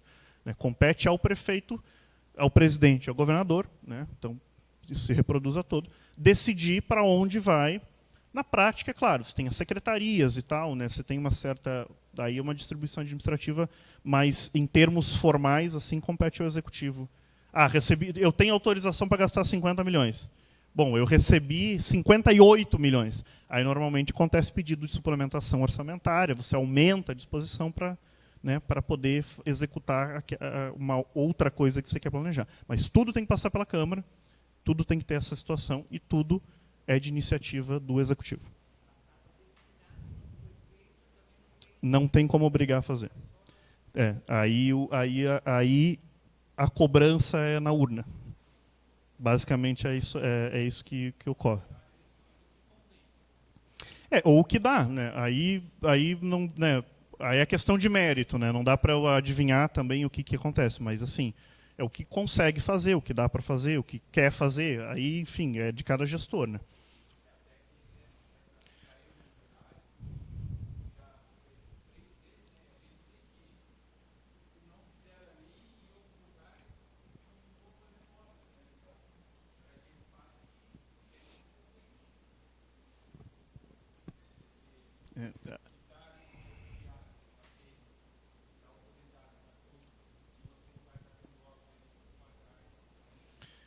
Aí tem que verificar aí nesse ponto que não é, mas não tem uma ação judicial, uma coisa assim, entende? É isso que eu quero sobre, não esse ponto. Essa aí está na esfera do debate político, né? Do debate público, de exigir, de pedir e tal, né? Mas não tem, não exatamente. A não ser que você só pode fazer isso quando é uma coisa que está afetando a prestação de serviço público.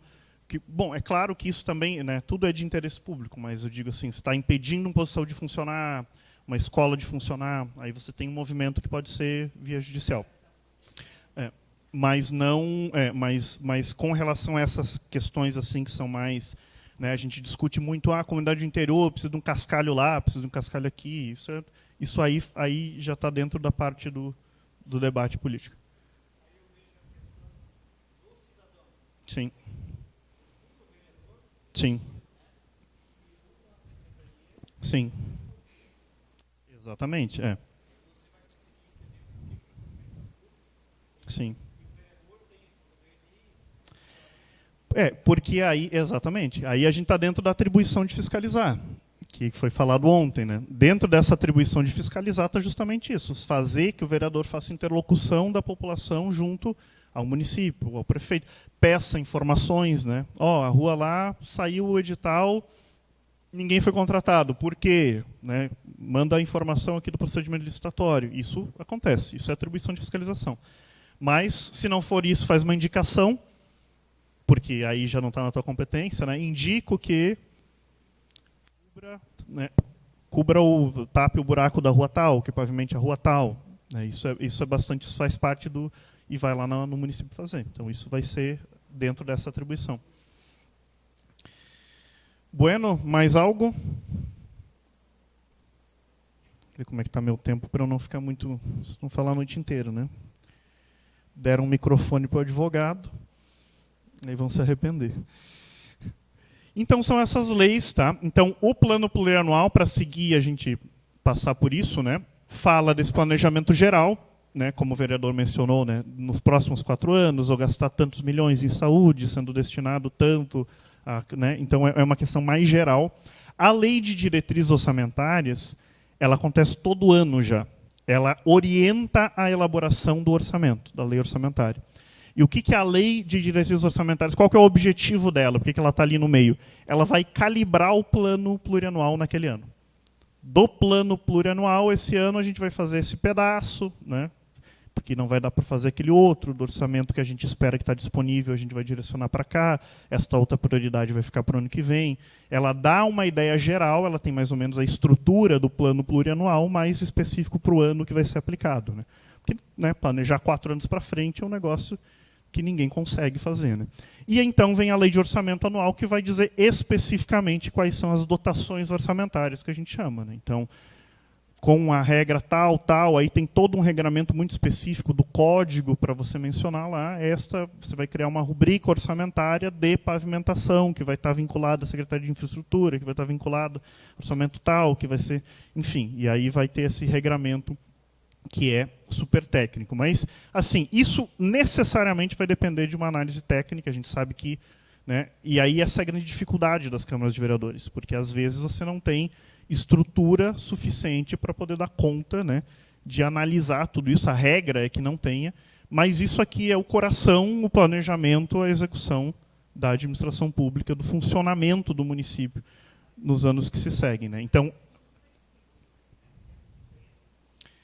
é tudo... Sim, não é tudo flexível. Aí tem um monte de regra. Por exemplo, despesa obrigatória. Né? Você tem uma porcentagem mínima para você aplicar em educação, uma porcentagem mínima para aplicar em saúde, uma porcentagem máxima para aplicar em pessoal. Né? Então, tudo isso também tem, por exemplo, o máximo de 60% que você pode ir com despesa de pessoal. Só que desses 60%, uma porcentagem disso é o orçamento da Câmara já. Então já tira para lá, sobra 53%. Dos 53% também não pode chegar em 53%. Você pode chegar no máximo até o limite prudencial, porque senão o que acontece? Tranca o Serasa. E aí não recebe recurso do governo federal. É um jogo bem complexo, assim. Mas então, é o próximo ponto, que é o próximo ponto. Porque a fiscalização acontece da seguinte forma, ela é uma atribuição do Poder Legislativo, só que, justamente por existir essa complexidade, o Poder Legislativo tem um outro órgão gigante que faz isso para ele e manda um parecer, que é o Tribunal de Contas. Tá? E essa é a finalização das nossas questões. Mas compreendido aqui de maneira geral, qual que é a importância disso? Isso aqui é o planejamento. Precisa ter atenção a isso, é a atribuição do vereador olhar isso, é encargo do vereador, dever do vereador verificar isso. E tem essas regras, LDO vem até abril, né? Você tem que aprovar a lei, se não aprovar, inclusive, até o recesso. Tem Câmara que não faz recesso no meio do ano, faz recesso, Metadona aqui não faz. Se fizesse, você não pode fazer recesso sem analisar a LDO. Né? Isso é uma regra. E depois, quando aprova a LDO, você vai fazer a análise da lei de orçamento anual. Julgamento de contas. E aí a gente vai se encaminhando para o final, porque eu falei bastante. O julgamento de contas, todo ano, acontece a execução orçamentária, na lei de orçamento que foi aprovada pela Câmara de Vereadores, com aquelas dotações orçamentárias, com aquilo tudo, com todas essas obrigações que a gente mencionou aqui en passant, mas né, de porcentagens para a saúde, para a educação, a utilização dos dinheiros, vem dinheiro do Fundeb, como é que se usa o dinheiro do Fundeb, que é o Fundo Nacional de Desenvolvimento da Educação Básica, 70% tem que aplicar em pessoal para pagar o professor, os outros 30% você pode utilizar livre, mas não pode usar para custear encargo de pessoal, nem para... Tem, sim, uma complexidade, uma gama gigantesca de regras para utilizar o orçamento. É muito amarrado, tanto na lei de responsabilidade fiscal, quanto nessas legislações extravagantes para cada tipo de setor público, de saúde, de educação, previdência, de pessoal e tal. Essa regra toda é estabelecida, mas é uma regra objetiva. E aí vem as contas do prefeito. Bom, o prefeito acabou o ano, executou o orçamento. Gastei tanto lá, tanto lá, tanto lá, tanto lá, tanto lá, tanto lá, tanto lá. Fechou a conta. Até março, envia ao Tribunal de Contas, antes de enviar para a Câmara. Né? Vai ao Tribunal de Contas, que é um outro órgão à parte. Assim. Que aí o ponto é o seguinte, né? Duas coisas. Ele não é tribunal e não é só de contas, para a gente começar, para início de conversa. Tá? Porque, além de contas, o tribunal analisa procedimento licitatório, ato de pessoal, aposentadoria de servidor. Então, para um servidor municipal se aposentar, ele se aposenta, o município concede a aposentadoria para quem tem regime próprio de previdência e vai ao Tribunal de Contas. O Tribunal de Contas tem que dar um parecer dizendo que a aposentadoria está ok. Senão ele não está, apesar de já começar a receber, ele não está definitivamente aposentado. Isso é uma coisa que pouca gente sabe também. Isso precisa de parecer favorável, se for regime próprio, tá? Tô falando, não regime geral de previdência, que é o INSS. Né? Então, inclusive, é até um objeto de bastante questionamento, porque enquanto não tiver o parecer do Tribunal de Contas, que às vezes demora 10 anos, 15 anos para sair, tá? Já aconteceu. Enquanto isso não aconteceu, o município pode revisar a aposentadoria. Então, isso é outra curiosidade. Mas, assim, é um ponto. Tá? Nós estamos falando de contas. Tá? Todo ano, o prefeito fecha a contabilidade e manda as contas para o Tribunal de Contas. Aí, lá no Tribunal de Contas, vai analisar a equipe técnica, né, justamente para ter esse suporte. Vai dizer, bom, gastou lá o que precisava, com saúde, com educação, Fundeb, com isso, com aquilo, com aquele outro, toda a despesa foi com dotação orçamentária prévia, né? Teve um gasto a mais, suplementou a lei de orçamento anual, não, tal. Final das contas, vem um relatório de umas 350 páginas, mais ou menos, em média, para um município do tamanho de Guaramirim. Né? Se o município for maior, é um negócio gigante, que diz o seguinte: contas aprovadas, contas rejeitadas, contas aprovadas com ressalva. São basicamente essas as 3 deliberações. Aprovada com ressalva você não cumpriu exatamente tudo, mas eu entendo a dificuldade que você teve, nem sempre é possível cumprir exatamente, mas se responsabilize para, no próximo ano, implementar as medidas necessárias para que isso não aconteça de novo. Aprovada, aprovada, rejeitada, né, não descumpriu tudo, erro grosseiro, não fez uma coisa muito errada, não deveria ter sido feito assim, não tem como justificar, e essa conta é rejeitada. Ok. Aconteceu a rejeição, aprovação ou aprovação com ressalva. As contas do prefeito estão automaticamente aprovadas, rejeitadas, ou aprovadas ou rejeitadas? Não. A atribuição de aprovar contas é do Legislativo Municipal. Apesar de toda essa estrutura, volta esse parecer para o Legislativo e o Legislativo tem que colocar em pauta e votar. E o Legislativo pode derrubar o parecer? Pode.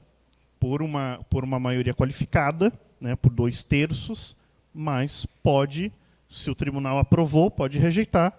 Se o tribunal rejeitou, pode aprovar. É a atribuição dele. Ah, mas o Tribunal de Contas... Não, é atribuição do Legislativo. Pode se criar uma gastura, uma impressão ruim, um tipo de boca torta e mal-estar? Pode, mas a atribuição é do Legislativo. Segundo ponto importante, tá, que acontece aqui. O Legislativo pode, apesar de que não se recomenda, inclusive, demorar para analisar, demorar por x, y, z motivos, né? Enquanto não analisar, não está aprovada nem rejeitada a conta de prefeito. Pode demorar 2 anos para analisar, e aí depois você vai apurar, obviamente, a responsabilidade de por quê, quando, se tem justificativa e tal. Mas conta de prefeito não está aprovada ou rejeitada.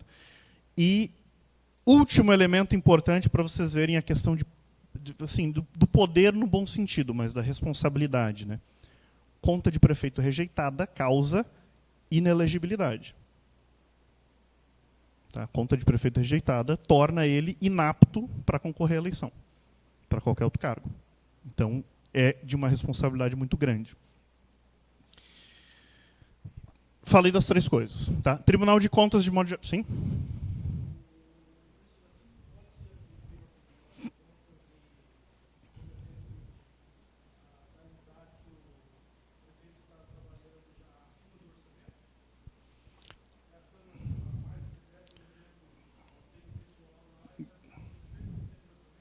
Sim, pode, com certeza. A atribuição. E aí é um ponto interessante, porque é o seguinte, é que a gente, com o passar do tempo, vai perdendo até a noção dessas coisas, porque a gente, naturalmente, e é uma situação da nossa, vamos dizer assim, da nossa formação social, antropológica, sociológica, seja lá o que seja, né? A gente tem um pouco de afixação por autoridade, por órgão e tal. Mas a atribuição originária do Tribunal de Contas é ser um ente auxiliar do Legislativo. Então, ele é um órgão auxiliar do Legislativo. Então, a Câmara de Vereadores é que manda no Tribunal de Contas, não o contrário. Ele foi criado originalmente para auxiliar o Legislativo a fazer análise de contas, para fiscalizar. Então, com certeza absoluta, a Câmara de Vereadores tem a atribuição originária, a original dela é fazer essa fiscalização, apontar a irregularidade, tudo está dentro da atribuição da Câmara de Vereadores, está dentro da atribuição de fiscalizar. Né? Aqui o que o tribunal faz é um suporte. Mas é que o tribunal se agigantou e tem uma outra característica, e aqui vou abrir um parêntese, porque é uma crítica de cunho organizacional, que o Tribunal de Contas ele julga as contas de todos os 295 municípios e do governo do Estado de Santa Catarina, no mesmo órgão. Né? Fica lá em Florianópolis, né?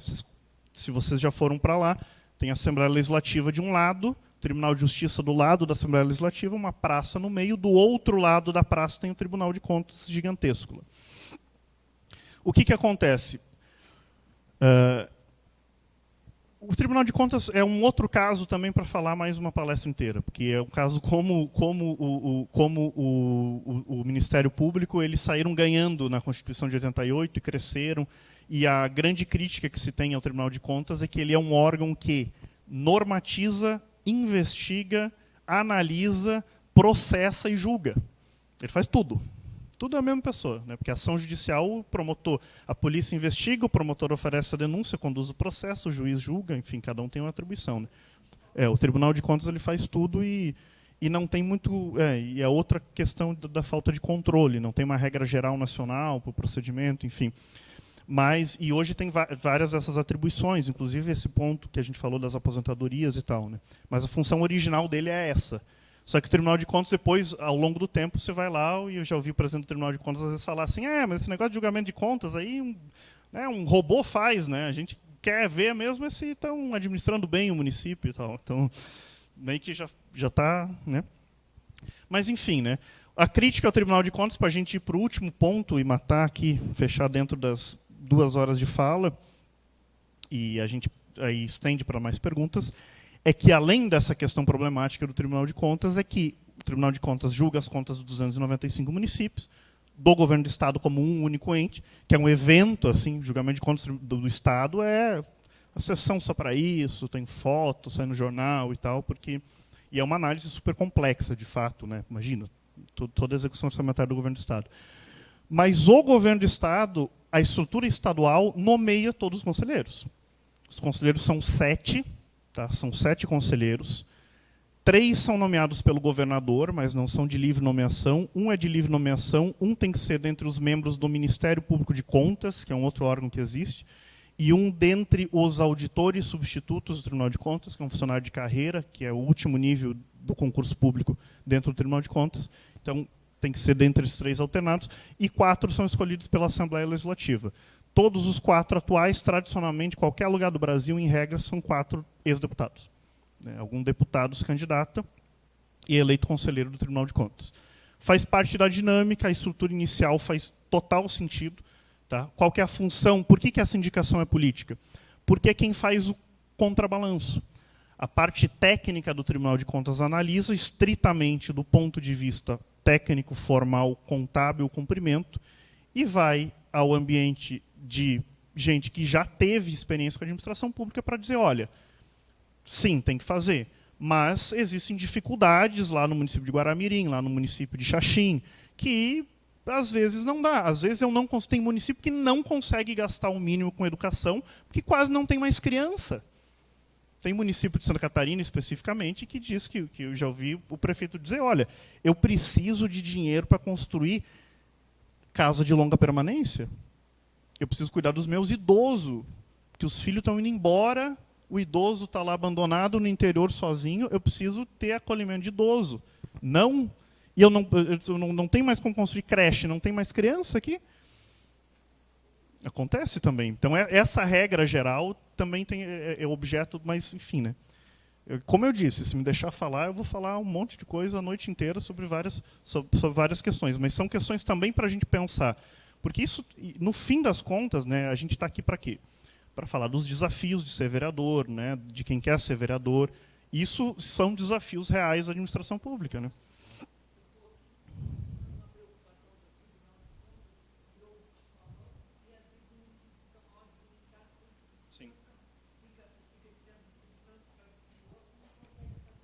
Sim, a gestão completa.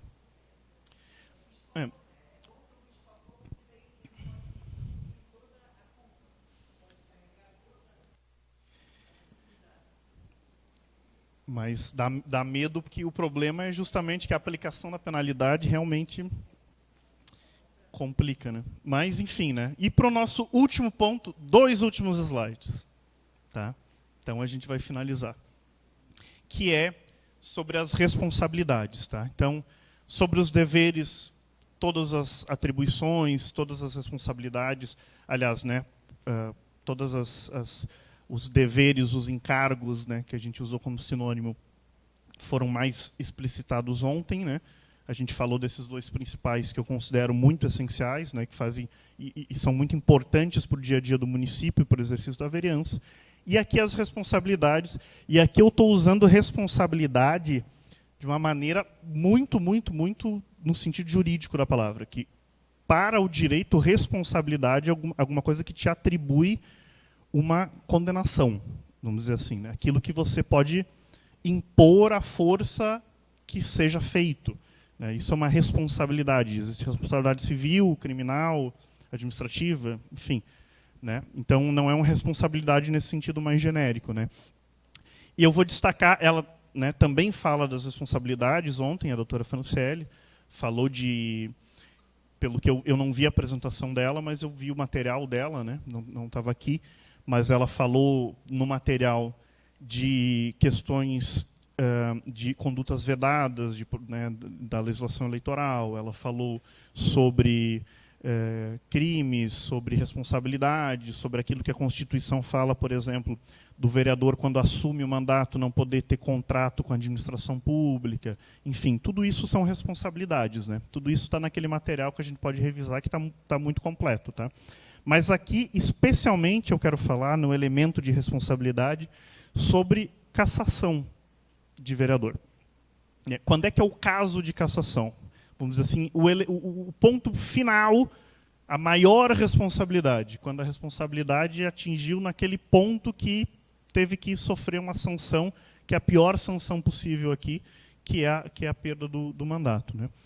Que são nos casos de, certamente, utilizar o mandato para a prática de atos de corrupção ou improbidade administrativa. Né? Então, essa ilegalidade, esse crime, né, essa violação a improbidade administrativa é crime, também é um elemento de responsabilização administrativa, né? Civil administrativa, uma coisa meio complexa, mas, né? Então ele tanto te prende quanto recolhe os teus bens, basicamente, né? Esse é o objetivo da lei de improbidade.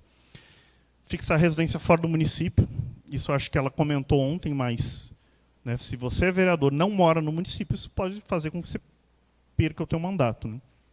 Proceder de modo incompatível com a dignidade da Câmara ou faltar o decoro na conduta pública, que é o elemento mais discutido, mais problemático, mais abstrato que a gente tem, que é a história da quebra de decoro. Né? Quebra de decoro parlamentar. O que é quebra de decoro parlamentar?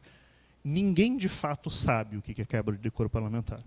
Né? Então, você tem várias discussões, mas, assim, em regra, isso aqui vai ser algo que vai estar sob a responsabilidade da própria Câmara de Vereadores analisar, que vai ter a sua comissão de ética, seja ela permanente, seja constituída especialmente para análise daquela situação.